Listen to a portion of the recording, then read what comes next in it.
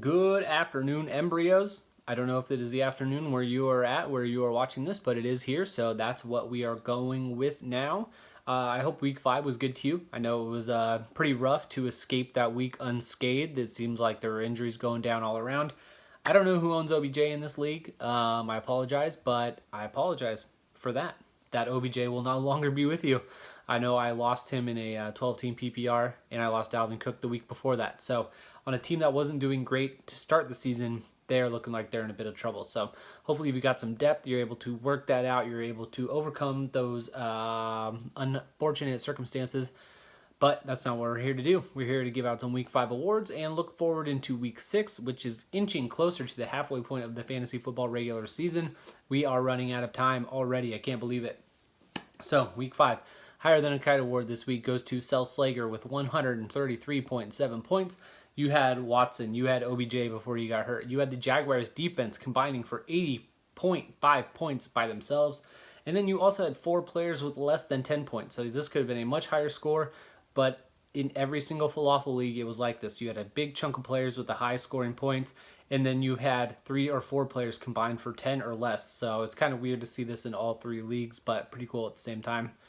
Sloppiest girl in the bar this week goes to M. Silver. I'm sure that is not the first time, but 72.3 points for him.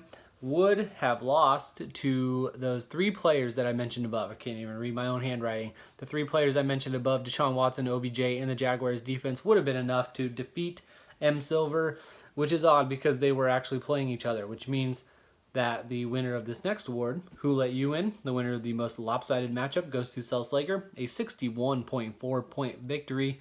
That is a whooping, buddy. Largest margin of victory across all 3 leagues, so you took it to him. The baddest bench goes to Fantasy Insider this week, 67.5 points. You had 49 points combined from Alex Smith and Devontae Adams just by themselves, so it looks like you got a little depth to play with there as well. And I think we'll be hearing from those players again coming up shortly.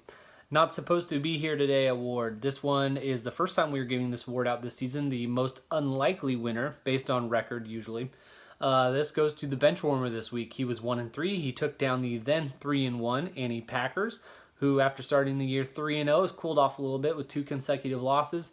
S. Ramir, you get an honorable mention here, but the bench warmer, he takes this award home this week.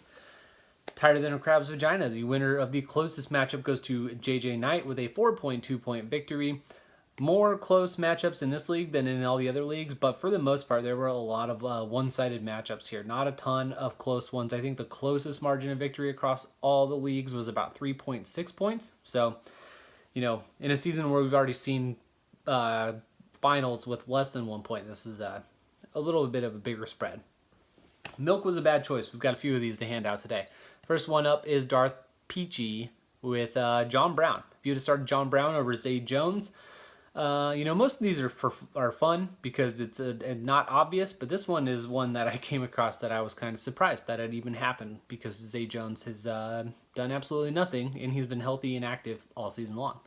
Fantasy Insider, Alex Smith, had you started him over Russell Wilson, you would have gotten the victory. And then Annie Packers, had you started Buck Allen over Sammy Watkins, you would have gotten your victory. So those are the 3 winners of that. And then quickly, the fucking Chuck Norris Award goes to Annie Packers this week. 96.8 points. Wouldn't have beat about half the league, so right in the middle. I believe in FLAFFL, the winner of this award was Zapped. He would have beaten 12 out of 15 potential opponents, and he ended up taking the loss this week to remain 0-5. So, rough week for him there. We look forward to Week 6 and press on. 4-1 JJ Knight versus 3-2 Annie Packers.